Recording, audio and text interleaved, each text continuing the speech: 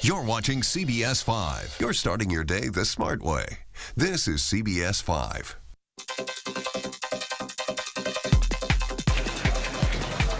All right, here is a startling statistic. A recent study says that people check their phones 35 times a day, and it doesn't matter how old you are. Every age group is at risk of becoming obsessed with technology.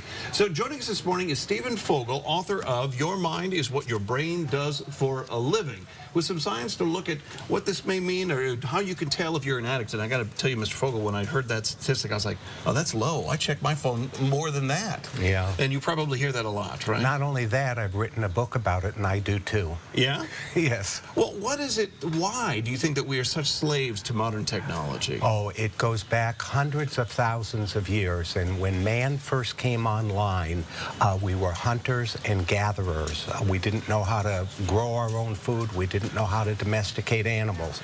We were in packs of 30 or 35 people, and if you stuck with your pack, you were pretty safe. So this keeps me connected to my pack in modern day. Yeah. So back in the day, the way we got to be packs, to be good members of the pack, is some of us became people pleasers, figuring you can't throw a guy who's charming out of the pack.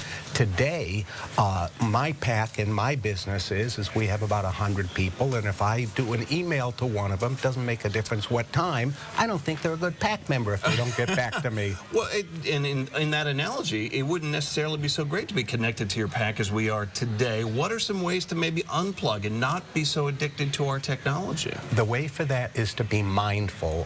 What you really want is you want to exercise. The neuroplasticity is what neuroscience currently realizes, that we can rearrange the way we do things. Example is, you take piano lessons, never touched it before, can hardly do a thing.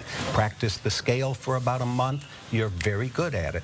So that's neuroplasticity. It's building up, just like you go to the gym, and if you start doing the same exercises, you start getting muscle tone. So if you want to really distance your phone from being compelled to look at it every 2 seconds, you have to literally work at it and be mindful, and you have to have the resolve that my personal peace of mind, my joy on the planet, is not coming from being on that cellular device. Very interesting. And all of these techniques you can learn in Your Mind is What Your Brain Does for a Living. Stephen Fogel, thank you so much for being here this morning. Thank you, Pat. We really appreciate it. Paul, back to you.